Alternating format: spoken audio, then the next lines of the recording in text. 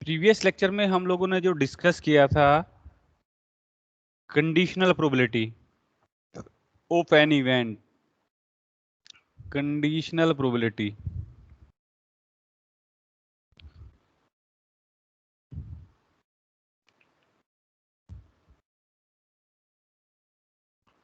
Conditional probability और उसके questions. तो कंडीशनल प्रोबेबिलिटी की डेफिनेशन क्या थी आपकी कि आपने कोई रैंडम एक्सपेरिमेंट किया, उस रैंडम एक्सपेरिमेंट के सैंपल स्पेस एस पर आपकी कोई इवेंट एफ गिवन इवेंट है या ऑलरेडी अकर्ड इवेंट है, और इवेंट ई के लिए आप प्रोबेबिलिटी फाइंड आउट करना चाह रहे हैं। तो इवेंट ई की probability when F is a given event और already occurred event is equals to probability of E intersection F oblique probability of F. ध्यान से देखना सभी लोग, जहां पे समझ में नहीं आएगा साथ के साथ डिस्कस करना। Probability of F should not be equals to 0। ये कंडीशनल प्रोबेबिलिटी की डेफिनेशन थी। Properties of the conditional probability. Properties of the conditional probability.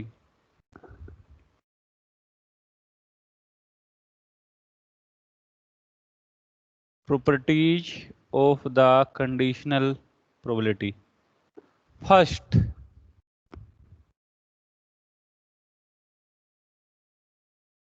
if A and B are any two events, important है, A and B are any two events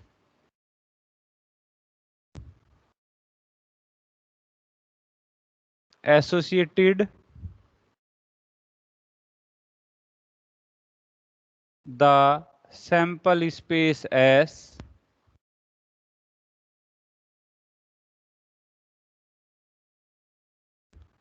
of a random experiment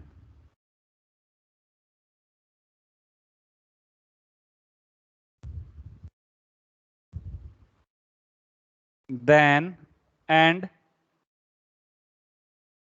F is any and F is any event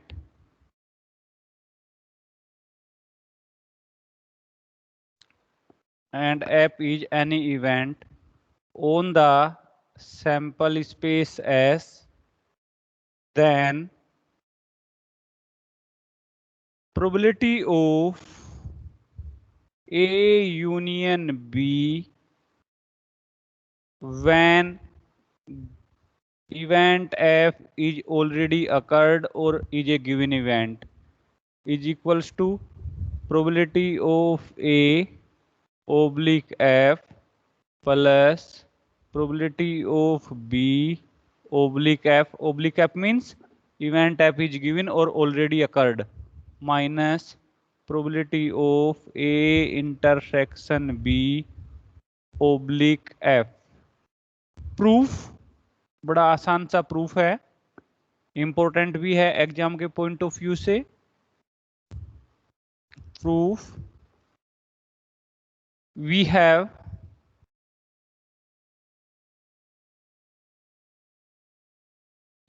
probability of A union B oblique F। Conditional probability की definition, क्या definition थी conditional probability की? Probability of X when Y is already occurred is equals to probability of X intersection Y divided by probability of Y. तो यहां से क्या definition होगी? Denominator में तो प्रोबेबिलिटी ऑफ एफ और न्यूमिनेटर में probability of A union B intersection F. अब यहां पे डिस्ट्रीब्यूटिव लॉ इंप्लीमेंट कर दीजिए। ए यूनियन बी, इसको तो एक्स, पहले डिस्ट्रीब्यूटिव लॉ इंप्लीमेंट करिए जरा। ए यूनियन बी के साथ इंटरसेक्शन एफ को इंप्लीमेंट करिए, तो क्या वैल्यू आ जाएगी? प्रोबेबिलिटी ऑफ, यहाँ पे तो आपने डेफिनेशन इंप्लीमेंट की इस स्टेप में, नेक्स्ट स्टेप में चलिए इसको यहीं पे ही करते हैं। यहाँ पे distributive law, probability of A intersection F, A intersection F union B intersection F divided by probability of F. अब इसको तो x मान लीजिए,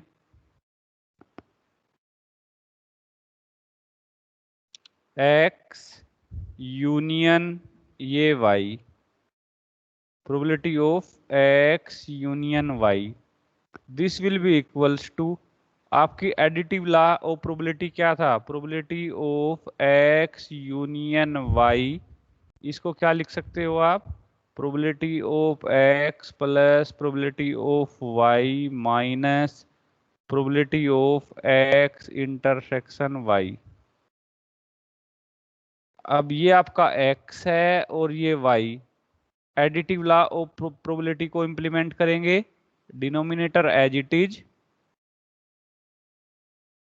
और न्यूमिनेटर में एडिटिव लॉ ऑफ प्रोबेबिलिटी से probability of A intersection F plus probability of B intersection F minus probability of A intersection B intersection F.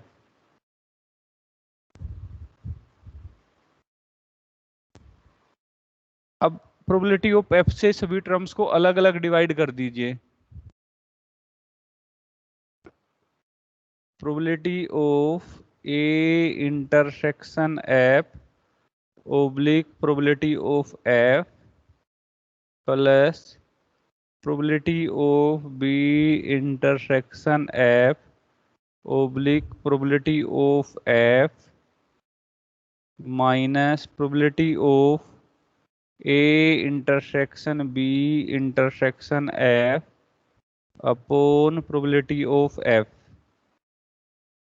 ये किसकी डेफिनेशन है? फर्स्ट टर्म किसकी डेफिनेशन को रिप्रेजेंट कर रही है?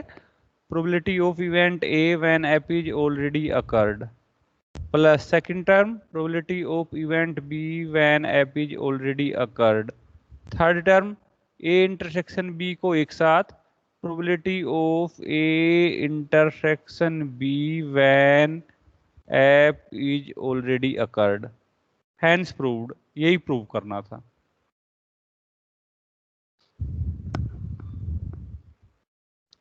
हाँ जी, इसमें किसी को कोई doubt?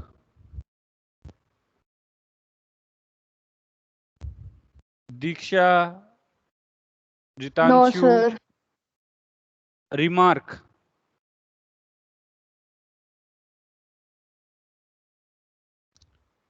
If A and B are, if here, यदि इस स्टेटमेंट के अंदर if here A and B are mutually exclusive events, mutually exclusive events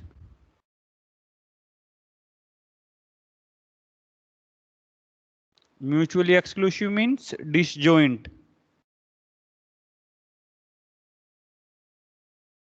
disjoint events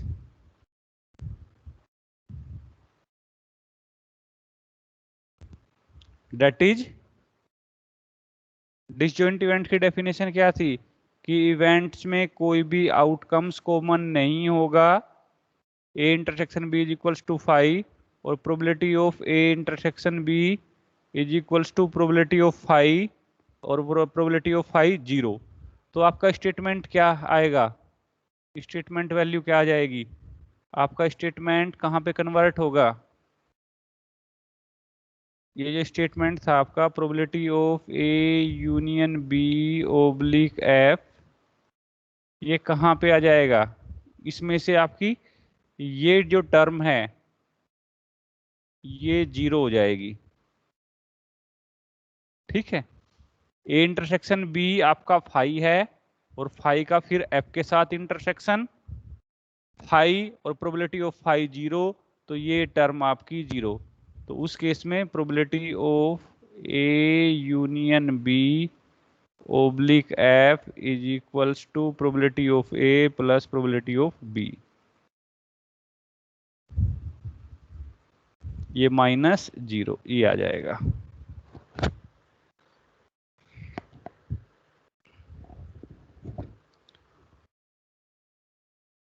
हाँ जी, इसमें किसी को कोई डाउट है तो पूछ सकते हो, अदरवाइज फिर आगे चलेंगे।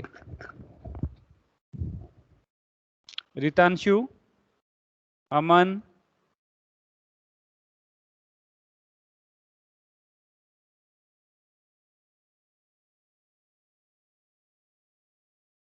या कुछ भी समझ में नहीं आया बताइए, मैं फिर रिपीट कर सकता हूँ।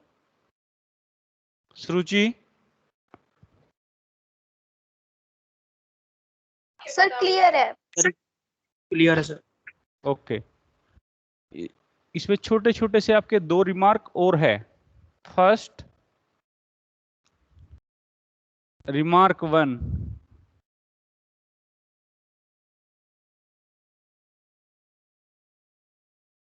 ई एंड एफ हमारी कोई 2 इवेंट है, ई एंड एफ कोई 2 इवेंट है सैंपल स्पेस एस पे किसी रैंडम एक्सपेरिमेंट के लिए, तो तब आपका देन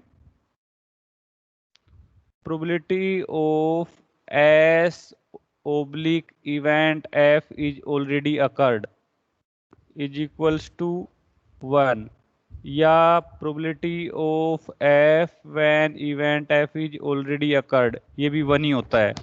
इसका प्रूफ एक ही लाइन का प्रूफ है, probability of S oblique F, S mean sample space, definition implement करेंगे तो क्या होगी? Probability of S intersection F upon probability of F, S intersection F में क्या आएगा? कॉमन एफ, तो probability of F oblique probability of F cancel out होने के बाद ये 1 आ जाएगा, प्रूफ कर सकते हो। Remark 2,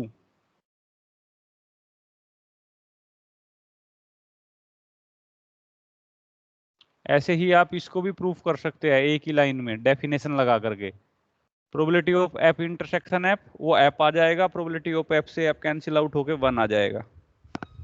remark 2, probability of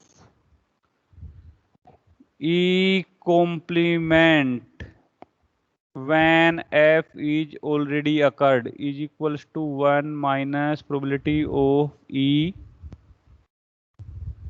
when f is already occurred. Proof,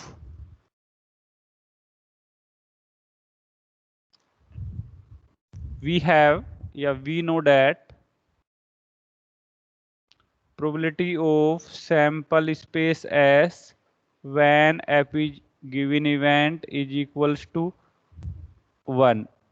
अभी जो हमने ये रिजल्ट प्रूफ किया यहाँ से, इस रिजल्ट को कंसीडर किया, अब इसको हम क्या लिख सकते हैं? एस को लिख सकते हैं हम प्रोबेबिलिटी ऑफ एस को E union E complement oblique F is equals to 1। S को क्या लिख सकते हैं आप? सैंपल स्पेस एस को ई यूनियन ई का कॉम्प्लीमेंट। वेन डायग्राम बना लीजिए, ये सैंपल स्पेस एस, ये इवेंट ई है आपकी, और ये बाहर वाला ई कॉम्प्लीमेंट, दोनों का यूनियन लेंगे तो ऐसा आ जाएगा। अब यहाँ पे डेफिनेशन, इससे प्रीवियस थ्योरम जो हमने प्रूफ की थी उसके according probability of E oblique F plus probability of E complement oblique F minus probability of यहाँ से E intersection E complement oblique F,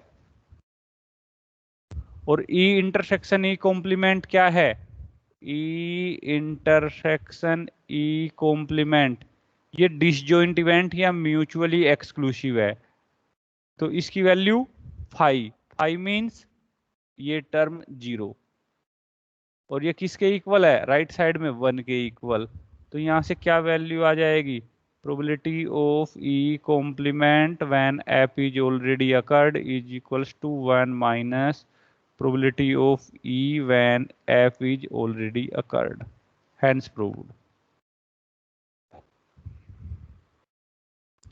तो ये कुछ रिमार्क थे आपके, इसको क्वेश्चंस में यूज करते हैं।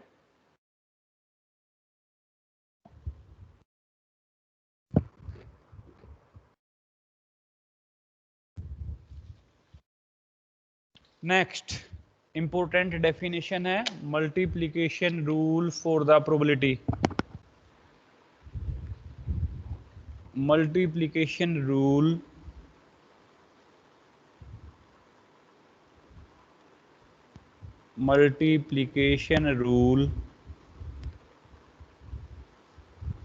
इसको थोड़ा सा ध्यान से देखना आप लोग। Multiplication rule for the probability, E and F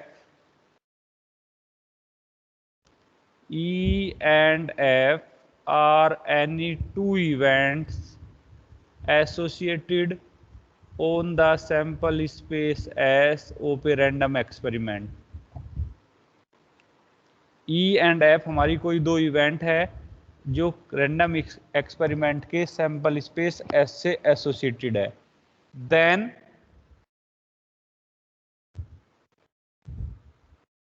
then probability of event E and F, event E and F के एक साथ होने की प्रोबेबिलिटी, ये आपका रैंडम एक्सपेरिमेंट, ये उसका सैंपल स्पेस S, ये इवेंट E, ये इवेंट F, ये E और ये F। E and F it means ये इंटरसेक्शन वाला पार्ट, इसके लिए प्रोबेबिलिटी कैसे लिखेंगे? प्रोबेबिलिटी ऑफ E, पहले इवेंट E अकर्ड हुई उसकी probability, and means multiply probability of F when E is already occurred. एक तो आप इस तरीके से लिख सकते हैं डेफिनेशन। दूसरा वे क्या है, ये तो आपने तब मेंशन की कि इवेंट ई पहले हुई और फिर उसके बाद event F occurred. Condition probability of E not equals to 0। Second way क्या है डिफाइन करने का, और probability of event F occurred हुई एंड फिर probability of event E when F is already occurred, या इस तरीके से। इस केस में लिखेंगे probability of F not equals to 0। This rule is called the multiplication rule for the probability. E and F हमारी कोई दो इवेंट है जो रैंडम एक्सपेरिमेंट के सैंपल स्पेस एस से एसोसिएटेड है। Then the probability of event E and F is given by probability of E into probability of F when E is already occurred, or probability of F and probability of E when F is already occurred। इस तरीके से define कर सकते हैं। यदि 3 independent events है आपकी remark, उसके लिए कैसे लिख सकते हो आप? E, F and G are 3 events associated on a sample space S of the random experiment, then probability of E intersection F intersection G is equals to first probability of event E, सबसे पहले event E occurred हुई उसकी probability, and फिर suppose event F occurred है तो उसको लिखेंगे probability of event F when E is already occurred, and फिर probability of event G when E and F is already occurred. इस तरीके से लिखेंगे। ई सबसे पहले इवेंट उसकी प्रोबेबिलिटी, फिर इवेंट एफ सेकंड नंबर पे ई ऑलरेडी अकर्ड, फिर इवेंट जी की प्रोबेबिलिटी क्या गिवन दैट, या आप कह सकते हैं कि E and F already occurred हो चुकी है। इस तरीके से ओके। तो ये multiplication rule for the probability है। Last and important, independent events.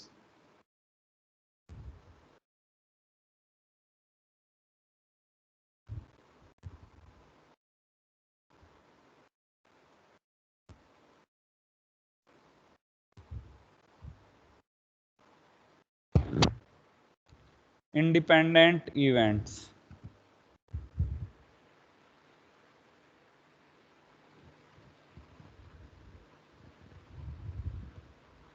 इसको लिखिए जरा, लिखिए let E and F, E and F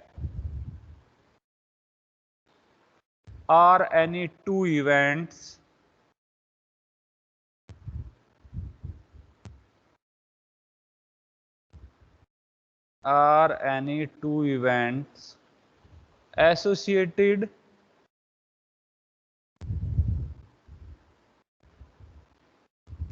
on the sample space S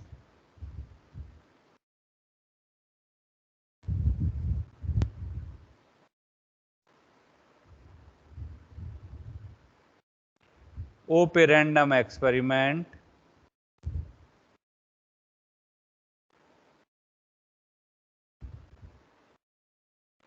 E and F are any two events associated on a sample space S of a random experiment.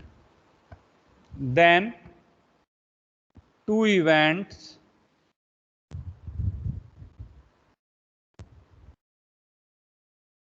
then the two events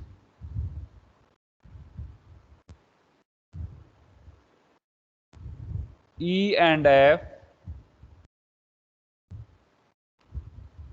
are said to be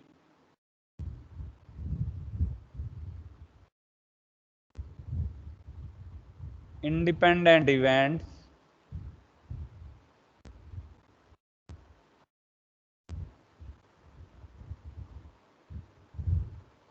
are said to be independent events if the probability of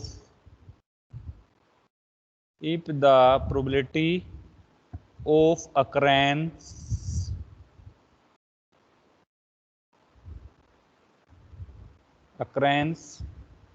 of one of them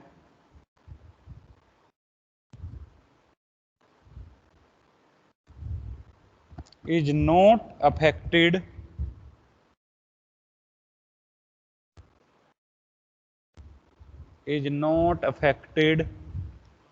by the occurrence of the other,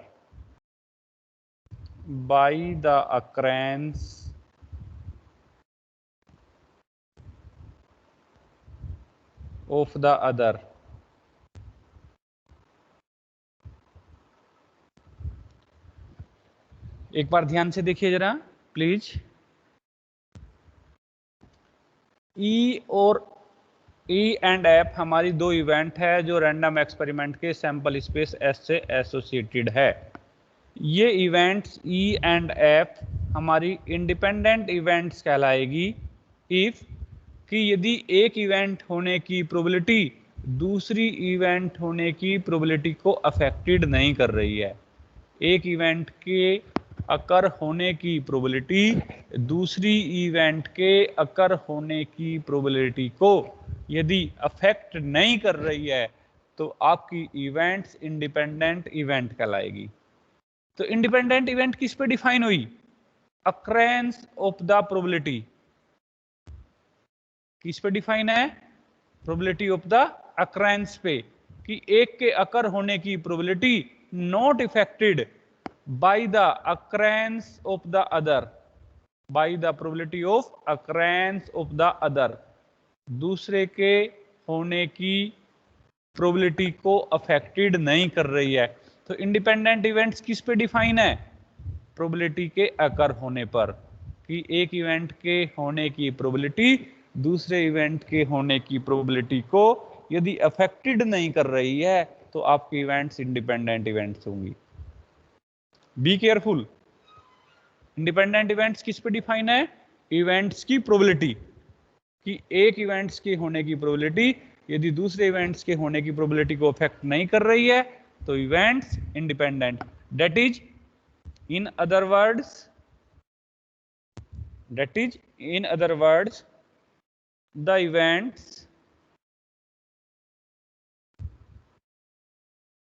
E and F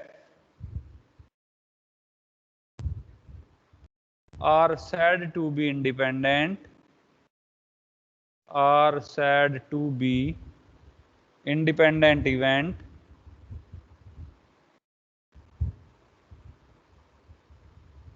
events if probability of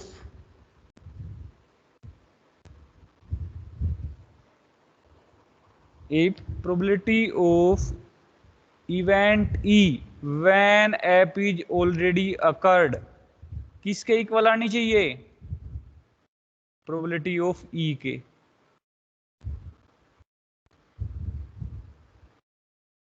probability of F is not equals to 0। क्यों? क्या definition है?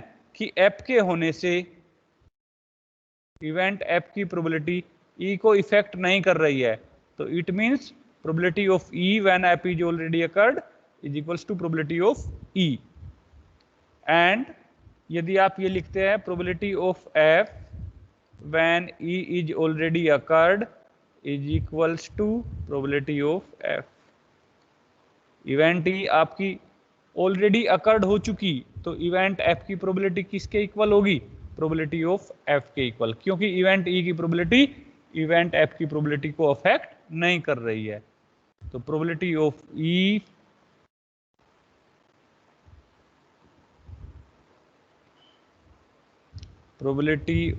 ई not equals to 0।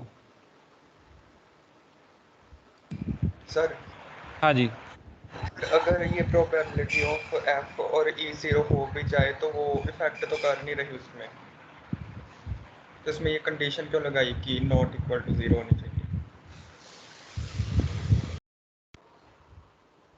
एक बार repeat करना जरा, आपकी आवाज clear नहीं थी। हाँ जी सर ये लास्ट में probability of E is not equal to 0 क्योंकि ये probability of F not equals to 0 क्योंकि हमने डिफाइन किया यहाँ पे, ये डेफिनेशन है, ये आपकी डेफिनेशन है, ये आपकी डेफिनेशन है कि यदि ई एंड एफ को हम इंडिपेंडेंट इवेंट्स कहेंगे, यदि ये डेफिनेशन है, यहाँ पे हमने अपनी तरफ से मेंशन नहीं किया। इसी लैंग्वेज को, ये जो लैंग्वेज है आपकी थ्योरेटिकल, उसको यहाँ पे मैथमेटिकली प्रोबेबिलिटी की फॉर्म में डिफाइन किया डेफिनेशन को, कि यदि आप इंडिपेंडेंट इवेंट्स की, कि ई एंड एफ इंडिपेंडेंट कहलाएगी कब? यदि आप इवेंट ई की प्रोबेबिलिटी कैलकुलेट कर रहे हैं जबकि एफ पहले ही हो चुकी है।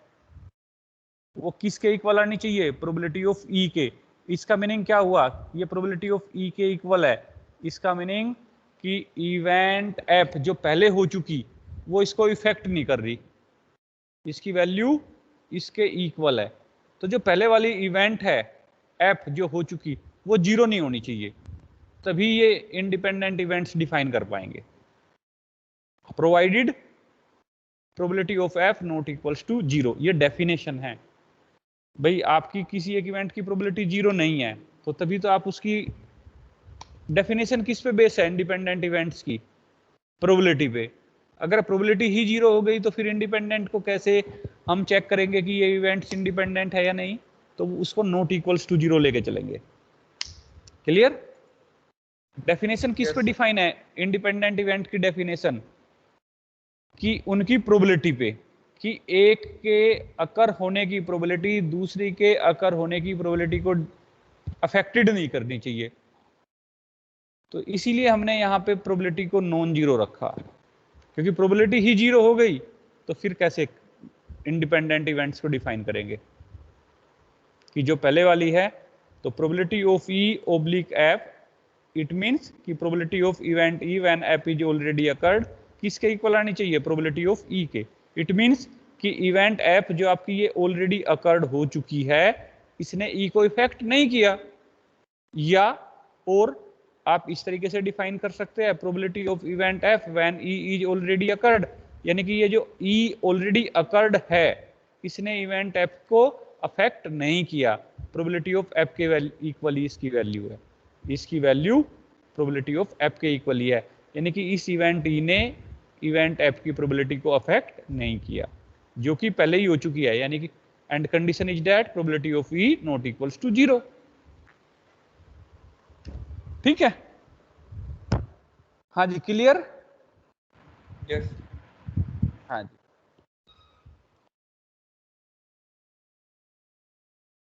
तो यहां से क्या रिजल्ट कंक्लूड होगा,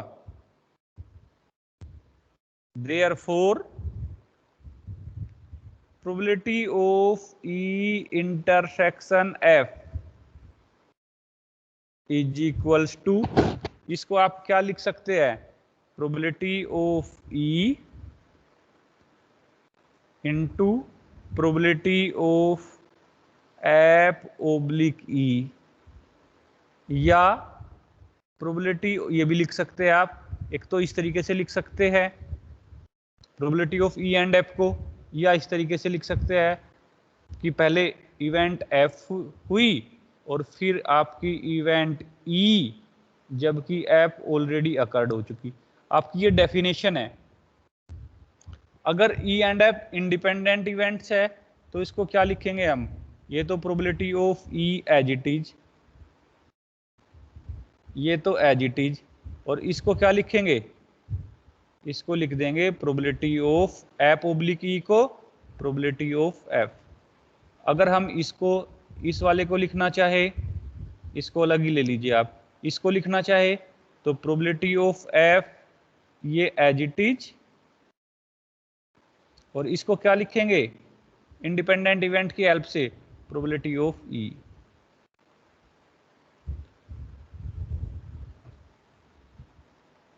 आप इस केस को लेके चलिए या इसको लेकर के चलिए, तो यहां से probability of E intersection F किसके इक्वल है, ई intersection F probability of E into probability of F. और यदि आप इस केस को लेके चलते हैं तो यहां से भी यही आया, probability of F into probability of E. तो probability of E and F is equals to किसके equal, probability of E into probability of F. कब, जब E and F are independent events, are independent events. तो यदि E and F हमारी independent events है तो ये आपकी प्रॉपर्टी सेटिस्फाई होगी। अगर ये सेटिस्फाई नहीं है तो इंडिपेंडेंट नहीं है। अब एक डेफिनेशन थी आपकी इक्वली लाइकली, एक इंडिपेंडेंट इवेंट्स, दोनों में क्या डिफरेंस है, इंडिपेंडेंट इवेंट्स और इक्वली लाइकली दोनों में क्या डिफरेंस है। जो equally likely, sorry, mutually exclusive, एक डेफिनेशन थी आपकी। हाँ जी, यहां तक क्लियर है? इंडिपेंडेंट इवेंट्स क्लियर है? Yes sir. अगर दो, बड़ा आसान सा तरीका है, दो इवेंट्स को इंडिपेंडेंट इवेंट्स चेक करना है तो ये यहां से चेक कर लीजिए, उनके इंटरसेक्शन की प्रोबेबिलिटी किसके इक्वल होगी? Probability of E into probability of F के इक्वल है तो इंडिपेंडेंट, अदरवाइज इंडिपेंडेंट नहीं होगी। अब आपकी एक डेफिनेशन थी mutually exclusive events, mutually exclusive event, और एक है आपकी independent events.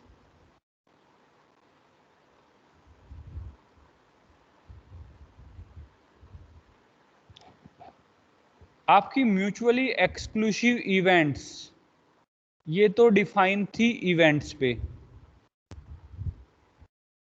Mutually exclusive events की डेफिनेशन किस पे डिफाइन थी? इवेंट्स पे डिफाइन थी। कैसे?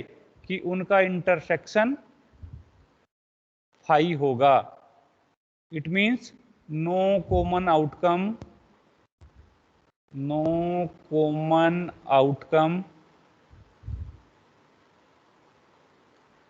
इन event A and B.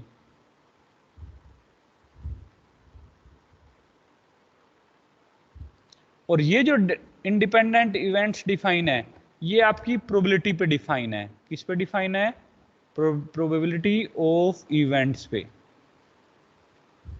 Events की प्रोबेबिलिटी पे डिफाइन है। और इसमें क्या होगा? Probability of A intersection B is equals to probability of A into probability of B. और यहां पे इवेंट्स के बीच में कोई आउटकम कॉमन नहीं था, और जब आपकी इंडिपेंडेंट इवेंट्स होंगी तो उनमें हो सकता है कि आपका कोई आउटकम्स कॉमन भी हो। There may be a common outcome.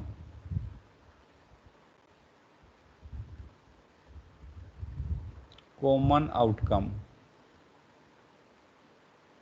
Independent event में ए और बी के बीच में कॉमन आउटकम हो सकता है, लेकिन म्यूचुअली एक्सक्लूसिव में नहीं होगा। म्यूचुअली एक्सक्लूसिव इवेंट्स पे डिफाइन थी, और ये प्रोबेबिलिटी ऑफ इवेंट्स पे डिफाइन है। तो ये डिफरेंस है जी।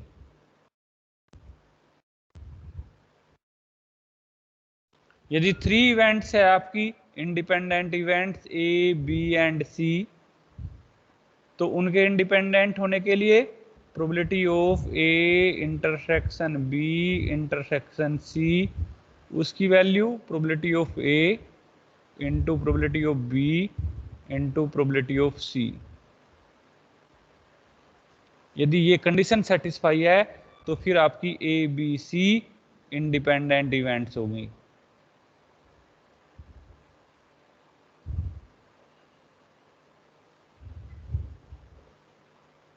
लास्ट, तो ये डिफरेंस क्लियर है?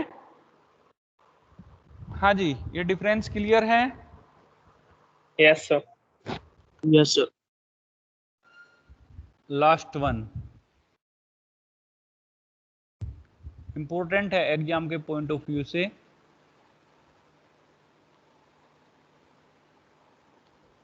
रिमार्क लिख लीजिए इसको as you wish.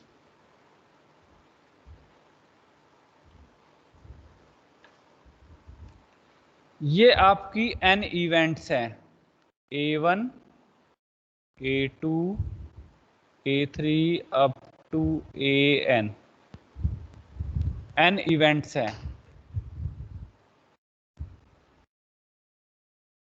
Associated on a sample space S, O पे random experiment.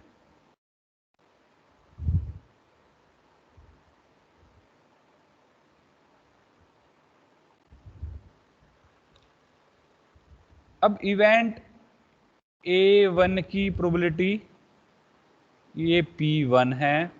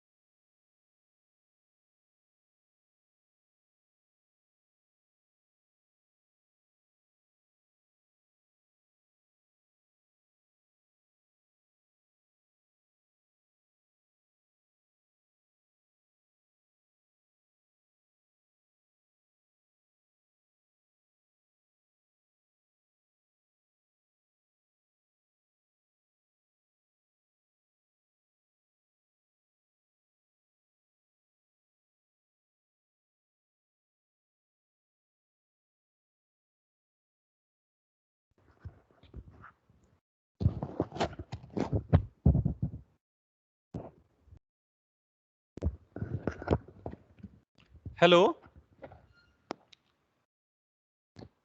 Hello. Yes sir. Yes sir.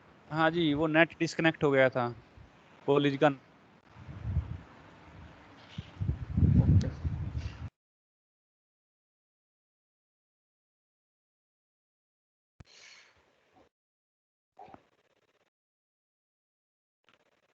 Okay. Okay, ये हमारी A1 A2 A3 up to AN n events है जो सैंपल स्पेस S पे associate है किसी random experiment के। ये इनकी प्रोबेबिलिटी है।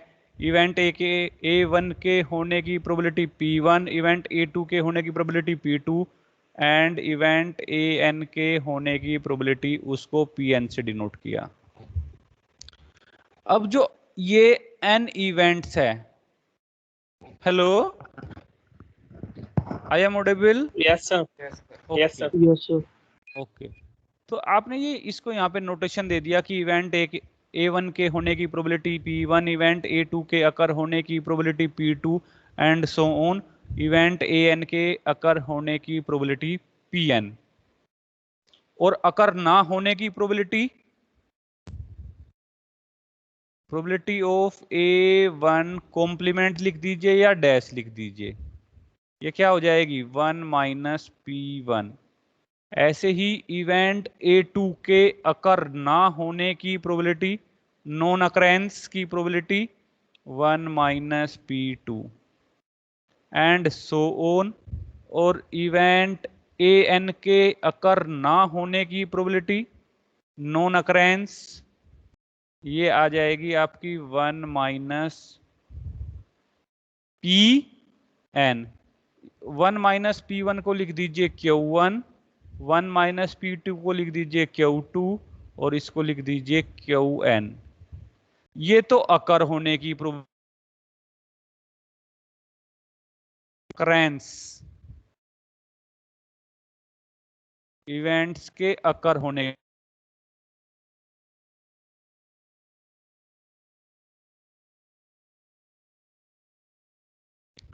अब जो फॉर्मूला है कि ये events A1 A2 A3 up to AN, इनमें से कोई एक इवेंट कम से कम अकर होगी, उसके लिए क्या फॉर्मूला होगा?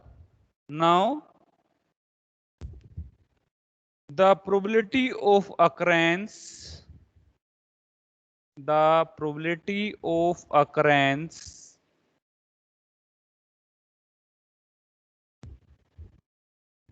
the probability of occurrence